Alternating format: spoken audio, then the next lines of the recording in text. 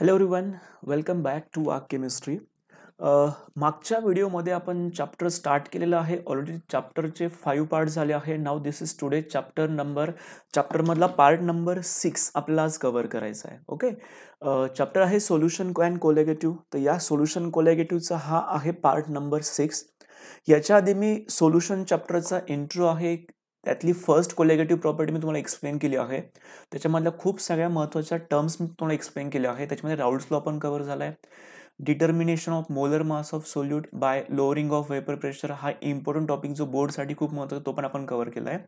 तर आज या व्हिडिओमध्ये आपण नेक्स्ट कोलिगेटिव्ह प्रॉपर्टी स्टडी करणार आहोत. It's a boiling point elevation, किंवा याला आपण म्हणू शकतो elevation in boiling point. Okay, before start of video, here is just introduction of me. I'm educator on Unacademy. तुम्ही माझा फॉलो करू शकता Unacademy वरती. इथे माझा प्रोफाईल मी तुम्हाला दाखवला आहे.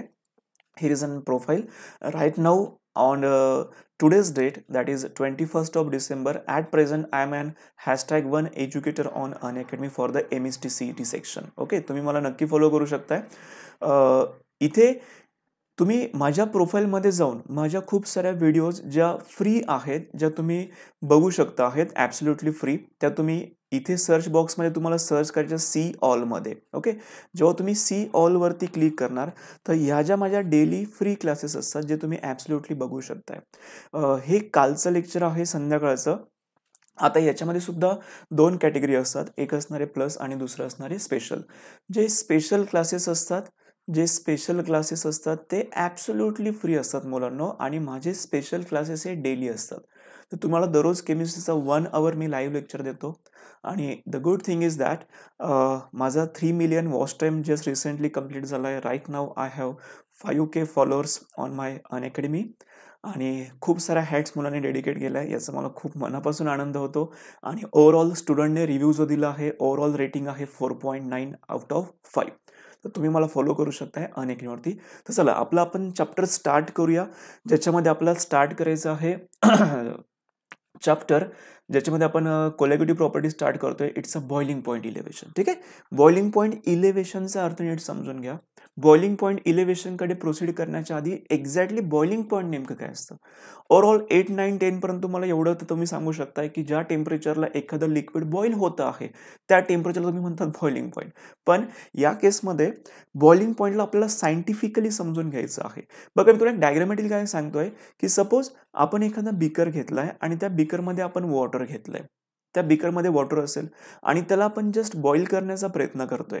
आता बॉईल होत असताना एक्झॅक्टली होणार काय की इथं जे आपण लिक्विड घेतलंय किंवा जे वॉटर घेतलंय त्याला तुम्ही जे हिटिंग करताय. ओके, आता हिटिंग चालू असताना जर आपण इथे थर्मोमीटर डीप केलं आहे तर थर्मोमीटर ऑब्व्हियसली आपल्याला दाखवणार आहे की 100 डिग्री सेल्सिअसला हे वॉटर काय व्हायला पाहिजे, बॉईल व्हायला पाहिजे, ते प्युअर असेल तर 100 डिग्री सेल्सिअसला हे वॉटर बॉईल होतंय. म्हणजे एक्झॅक्टली काय होतं तर या केसमध्ये लक्षात घ्या, हे जे लिक्विड आहे किंवा हे जे सॉल्व्हंट आहे, या सॉल्व्हंटचं इथे काही व्हेपर प्रेशर असतं. जेव्हा वेपर प्रेशर ऑफ लिक्विड, कुठलंही लिक्विड घ्या तुम्ही, when the vapour pressure of liquid becomes equal to atmospheric pressure. जेव्हा ॲटमॉस्फेरिक प्रेशर म्हणजे वरच्या साईडने, ओपन कंटेनर आहे तर वरच्या साईडने ॲटमॉस्फेरिक प्रेशर आहे, वरच्या साईडने असणारं ॲटमॉस्फेरिक प्रेशर आणि या लिक्विडचं वेपर प्रेशर, या दोघांची व्हॅल्यू जेव्हा इक्वल होते तर त्या पॉईंटला ते लिक्विड बॉईल व्हायला सुरुवात होते. मग आपण बॉइलिंग पॉईंटला डिफाईन कसं करू शकतोय. Boiling point is the it is a temperature at which vapor pressure of liquid becomes equal to atmospheric pressure. It is called as it's a boiling point. त्या लिक्विडचा तो काय असतो बॉइलिंग पॉईंट. मग आता आपल्याला वर्ड दिलं आहे बॉइलिंग पॉईंट इलेव्हेशन. इलेव्हेशनचा अर्थ काय आहे की बॉइलिंग पॉईंट काय होतोय, इन्क्रीज होत आहे. बॉइलिंग पॉईंट तेव्हाच इन्क्रीज होणार जेव्हा तुम्ही या सॉल्व्हंटमध्ये एखादा नॉन व्होलॅटाईल सोल्यूट ॲड करणार. नॉन व्होलेटाईल सोल्यूट तुम्ही काय केलाय, ॲड केलाय. Let's take example. मी तुम्हाला एक्सपेरिमेंटल समजून सांगण्याचा प्रयत्न करतोय की आपण एखादं सपोज वॉटर घेतलं आहे की ज्या वॉटरचा बॉइलिंग पॉईंट त्या वॉटरचा बॉइलिंग पॉईंट आधी किती होता, 100 डिग्री सेल्सिअस. म्हणजे मी असं म्हणू शकतोय की वॉटर हे सॉल्व्हंट आहे आणि त्या सॉल्व्हंटचा बॉइलिंग पॉईंट तुम्हाला मी देतो आहे 100 डिग्री सेल्सिअस. आता आपण काय करतोय, या सॉल्व्हंटमध्ये आपण सपोज कन्सिडर करा की NaCl की जे आयनिक कंपाऊंड आहे. आयनिक कंपाऊंड कसे असतात, नॉन व्होलाटाईल. आपण हे आयनिक कंपाऊंड जर या वॉटरमध्ये ॲड केलं तर ते डिझॉल्व्ह झालेलं असेल. डिझॉल्व्ह झाल्यानंतर सोल्यूट प्लस सॉल्व्हंट दोघांचं मिळून काय तयार झालं, सोल्युशन तयार झालं. आता बघा होतं काय exactly, because of non volatile solute that boiling point is going to increase. म्हणजे मला म्हणायचं असं आहे की समजा प्युअर सॉल्व्हंट होतं फक्त वॉटर, तेव्हा बॉइलिंग पॉईंट होतं 100°C. But due to addition of some 1 gram 5 gram 10 gram of NaCl, that boiling point is not now 100°C. It going to rise. Now that water is not boils at 100°C. Now it may boils at 102, it may boils at 105°C. It may boils at 1010°C. In short, I'm just going to explain, I'm just trying to explain you की due to addition of non volatile solute त्या वॉटरचा boiling point काय झालाय, वाढलेला आहे. हे तेव्हाच possible आहे जेव्हा त्या सॉल्व्हंटमध्ये तुम्ही सोल्यूट ॲड करणार. पण इट इज ऑल्सो नेसेसरी की तो सोल्यूट कसा असला पाहिजे, non volatile. Due to addition of non-volatile solute, the boiling point of pure solvent is going to increase. It is nothing but it is called as boiling point elevation. याच कॉन्सेप्टला आपण काय बोलतोय, boiling point elevation. मग मला एक महत्त्वाचा मुद्दा सांगायचा आहे की समजा लिक्विड आहे जे प्युअर सॉल्व्हंट आहे. इथे मी काही पॉईंट नोट करतो आहे. Boiling point of pure solvent. Suppose boiling point of pure solvent आपण मार्क करतो आहे. जस्ट कन्सिडर द सिम्बॉल आपण वापरू शकतोय. बॉइलिंग पॉईंटसाठी आपण TB वापरला. इथे वरती मी 0 मेन्शन करतोय, नॉड बोला त्याला, ठीक आहे. It is an T0B is the boiling point of pure solvent. Just consider करा की प्युअर सॉल्व्हंटचा बॉइलिंग पॉईंट आला आहे 100°C. ओके, की जी 100°C म्हणजे व्हॅल्यू आपण इथे कन्सिडर करू T0B. T0B is the boiling point of pure solvent. आता या सॉल्व्हंटमध्ये जर आपण सोल्यूट ॲड केला तर बॉइलिंग पॉईंट इन्क्रीज होतोय ना. म्हणजे याचा अर्थ जस्ट मी सिम्बॉलिकली जर मेन्शन केलं की बॉइलिंग पॉईंट ऑफ सोल्युशन आपण कन्सिडर करू की जो बॉइलिंग पॉईंट ऑफ सोल्युशन आपण फक्त TB मार्क करू. TB is the boiling point of solution. T0B is the boiling point of pure solvent. तर ऑब्व्हियसली तुम्ही मला सांगू शकताय सिम्बॉलिकली कोणाचा बॉइलिंग पॉईंट जास्त आहे, सोल्युशनचा. मग सिम्बॉलिकली मी असं तर कन्फर्म लिहू शकतोय की TB value is greater than T0B value. TB म्हणजे काय, बॉइलिंग पॉईंट ऑफ सोल्युशन. सोल्युशनचा बॉइलिंग पॉईंट जास्त आहे कोणापेक्षा, सॉल्व्हंटपेक्षा. मग symbolically I am going to present, हा पण तुम्हाला MCQला क्वेश्चन विचारला जाऊ शकतोय की TB is greater than T0B. आता इथे जर आपल्याला चेंज इन बॉइलिंग पॉईंट काढायचा असेल म्हणजे डेल्टा TB काढायचा असेल तर डेल्टा TB मी लिहिताना ऑब्व्हियसली असंच लिहिणार आहे, TB मायनस T0B. या इक्वेशनलाच आपण म्हणू शकतोय it is boiling point elevation. Delta TB is nothing but it's an boiling point elevation. बघा, सोल्युशनचा बॉइलिंग पॉईंट जास्त आहे आणि सॉल्व्हंटचा बॉइलिंग पॉईंट कमी आहे. तर ही जी कॉन्सेप्ट आहे या ओव्हरऑल कॉन्सेप्टला आपण बोलतोय बॉइलिंग पॉईंट इलेव्हेशन. तर चला, कोलेगेटिव्ह प्रॉपर्टी अजून डिटेल मी तुम्हाला एक्सप्लेन करतो आहे. हे तर फक्त मी तुम्हाला चॅप्टरचं किंवा boiling point elevation of boiling पॉईंटचं जस्ट इंट्रोडक्शन दिलंय. पुढे आपल्याला बघायचं आहे की बॉइलिंग पॉईंट इलेव्हेशन आणि कॉन्सन्ट्रेशन ऑफ सोल्युशन. म्हणजे बॉइलिंग पॉईंट इलेव्हेशन म्हणजे delta TB, boiling point elevation म्हणजे डेल्टा TB आणि एखाद्या सोल्युशनचं कॉन्सन्ट्रेशन. म्हणजे सोल्युशनचं कॉन्सन्ट्रेशन म्हणजे काय, एखादा सोल्यूट आपण सॉल्व्हंटमध्ये ॲड केलाय ते सोल्युशन तयार झालंय. की कॉन्सन्ट्रेशन टर्म आणि बॉइलिंग पॉईंट इलेव्हेशन यांच्यात काही कनेक्शन आहे का, येस. तर इथे डायरेक्टली प्रोपोर्शनल आहे. Boiling point elevation that is delta TB is directly proportional to molality. Theoretically it is observed that. Theoretically म्हणण्यापेक्षा सॉरी, नॉट theoretically, प्रॅक्टिकली असं समजतं आहे की delta TB that is boiling point elevation is directly proportional to molarity. Symbolically मी ते दाखवतोय की delta TB is directly proportional to m. Small m मी दाखवलंय. Small m म्हणजेच काय, मोलॅरिटी. ओके, आता हे प्रोपोर्शनलचं साइन मी इथून रिमूव्ह करतोय. So new equation is delta TB is equal to KB into m. हे जे इक्वेशन आहे या इक्वेशनवरती MST CETला बऱ्याचदा न्यूमेरिकल विचारले जातात. ओके, तर या इक्वेशन मधल्या प्रत्येक टर्मचा मी तुम्हाला मिनिंग सांगतो आहे. डेल्टा TB म्हणजे काय, it's an boiling point elevation. त्याला आपण बोलू शकतो it's a boiling point elevation किंवा elevation in boiling point produced. KBचा अर्थ, KB टर्म नवीन आहे, त्याला बोलतात इबिलोस्कोपिक कॉन्स्टंट. त्याला आपण बोलतोय इबिलोस्कोपिक कॉन्स्टंट. इबिलोस्कोपिक कॉन्स्टंट काय त्याच्याबद्दल मी डिस्कशन करतो. ओके, स्मॉल एम म्हणजे मी तुम्हाला काय सांगितलं, small M is nothing but it's an molality. Okay, आता या केसमध्ये जस्ट इमॅजिन करा की एखाद्या सोल्युशनची मोलॅलिटीची व्हॅल्यू जर 1 असेल, जस्ट कन्सिडर इफ मोलॅलिटी एखाद्या सोल्युशनची मोलॅलिटी जर 1 असेल तर आपण डायरेक्टली लिहू शकतोय ना की delta T B is equal to K B. Delta T B is equal to K B हे तेव्हाच पॉसिबल आहे जेव्हा कॉन्सन्ट्रेशन म्हणजे मोलॅलिटी किती असणार आहे, 1 असणार आहे. आता या केसमध्ये जो काही के बी आहे ज्याला आपण बोलतोय इबिलोस्कोपिक कॉन्स्टंट, तर आपण जे इक्वेशन नंबर 1 आहे त्या इक्वेशन 1चा विचार करून आपण जर के बीची व्हॅल्यू काढली तर K B is equal to काय येणार, K B is equal to delta T B upon M. तर या ज्याला आता मी बॉक्स केलं आहे त्याचा विचार करून तुम्ही के बीला डिफाईन सुद्धा करू शकता व्हॅल्यू ऑफ के बीला. तर के बी म्हणजे काय, ebullioscopic constant. Ebullioscopic constant is the boiling point produced when we take the solution having concentration 1 molar.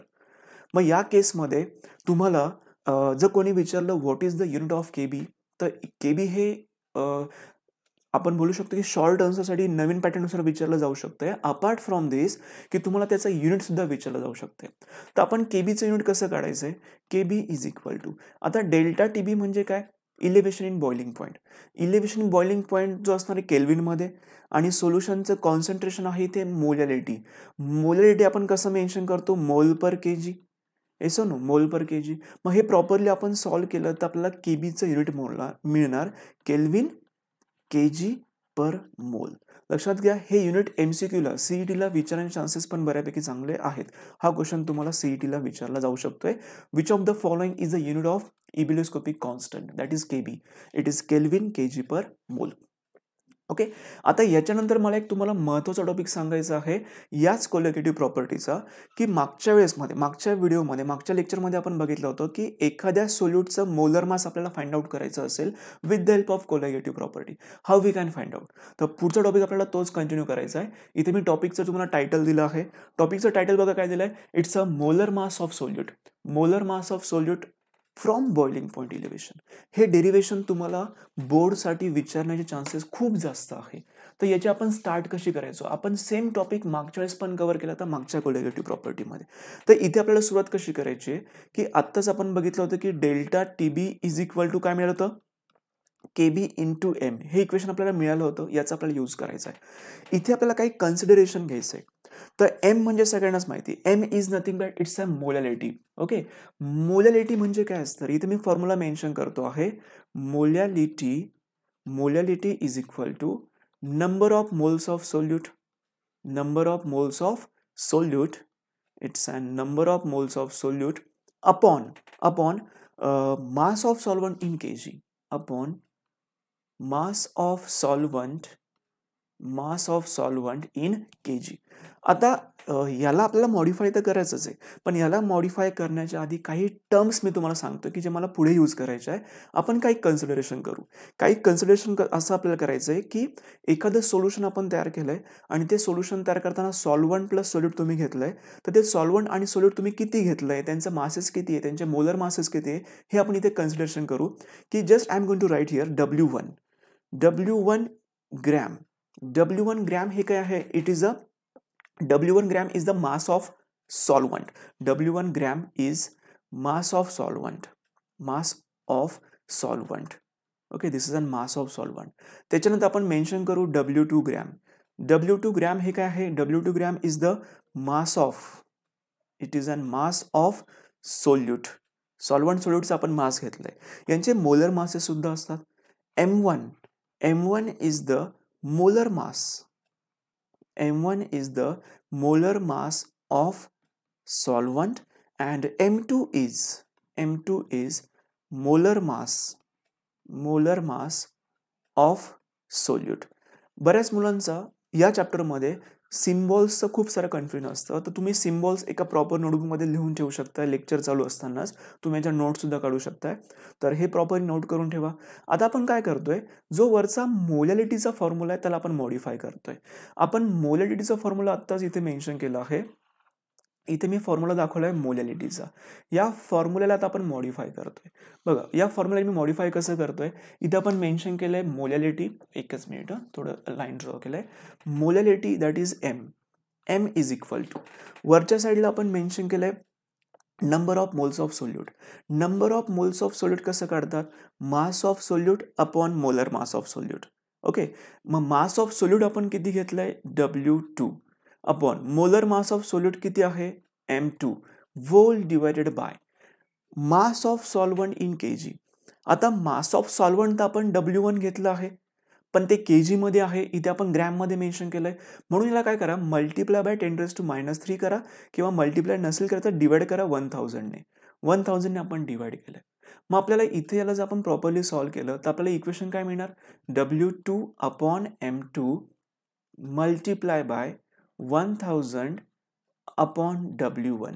He value आपल्याला मिळाली. कोणाची व्हॅल्यू मिळाली, स्मॉल एम ची व्हॅल्यू. आता सिंपल एक काम करायचं आहे, ही जी स्मॉल एम ची व्हॅल्यू आपल्याला मिळाली ती आपल्याला पुट करायची इक्वेशन नंबर 1 मध्ये, म्हणजे डेल्टा टीबीच्या इक्वेशन मध्ये. So from equation 1 I can write delta TB is equal to, काय formula, delta TB is equal to KB into M. Delta TB is equal to KB into M, हा आपला standard formula आहे equation 1 वरून.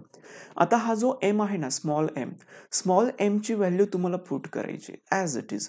मग तुम्हाला delta TB काय मिळणार, so from this I can write delta TB is equal to KB as it is multiply by 1000 into W2 upon M2 as it is into W1. हे equation मी आहे तसं put केलंय. Okay, फक्त KB याच्यामध्ये multiply आपण केलं, बाकीचा part आहे तसाच.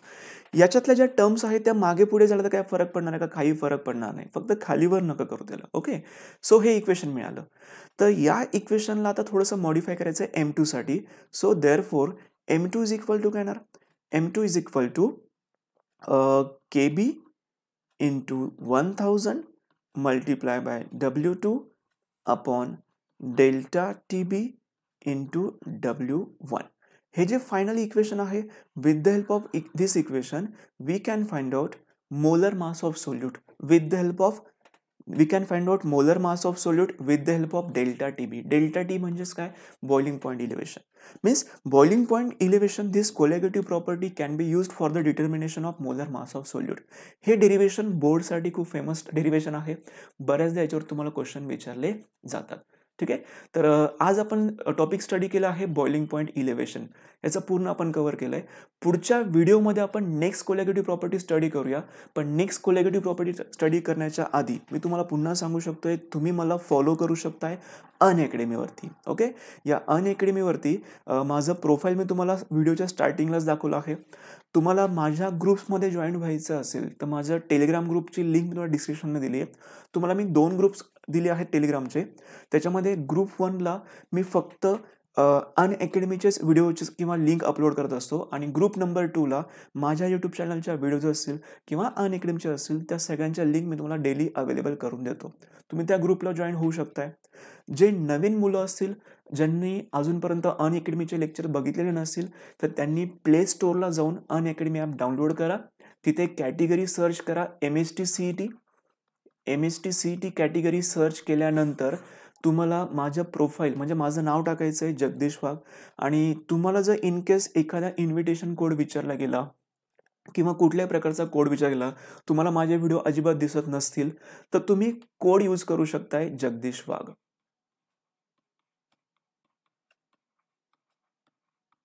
ओके, तुम्ही हा कोड यूज केल्यानंतर तुम्हाला माझे जेवढे फ्री क्लासेस आहेत, जे तुम्हाला दिसत नाही, तुम्हाला ॲब्सोल्युटली ते फ्रीली अवेलेबल होतील, जे स्पेशल क्लासेस आहे. किंवा काही मुलांना आता कोड पण विचारला जात नाही. ज्यांना कोणाला इन केस कोड विचारला गेला तर त्यांनी कोड टाकायचा आहे जगदीश वाघ. इथे खूप सारे एज्युकेटर्सचे तुम्हाला फ्री क्लासेस मिळतील, physics, chemistry, maths, biology also. Okay, तर इथे तुम्ही डेली क्लासेस लाईव्ह अटेंड करू शकताय. अपार्ट फ्रॉम दिस तुम्हाला मी काही तुमच्या क्विज घेत असतो, काही लाईव्ह टेस्ट घेत असतो, त्या टेस्टसुद्धा मला ॲब्सोल्युटली फ्री मिळतील. मग तुम्हाला मला फॉलो करायचं आहे अनअकॅडमीवरती. प्रोफाईलचं नाव आहे जगदीश वाघ. ठीक आहे, तर आपण इथे थांबूया. आता पुढचं पार्ट नंबर 7 मी लवकरात लवकर तुम्हाला अवेलेबल करून देणार. आणि सोल्युशन चॅप्टर झाल्यानंतर मी तुम्हाला माझ्या यूट्यूब चॅनलवरती न्यू चॅप्टर स्टार्ट करून देणार, की या चॅप्टरचं नाव आहे आयनिक इक्विलिब्रियम. मग तुम्हाला सगळ्या व्हिडिओचे लिंक्स हवे असतील तुम्हाला माझे सगळे अपडेट्स हवे असेल तर चॅनलला फॉलो करा, लाईक करा. ठीक आहे, तिथे आपण थांबूया. So will meet in next class. Thank you very much.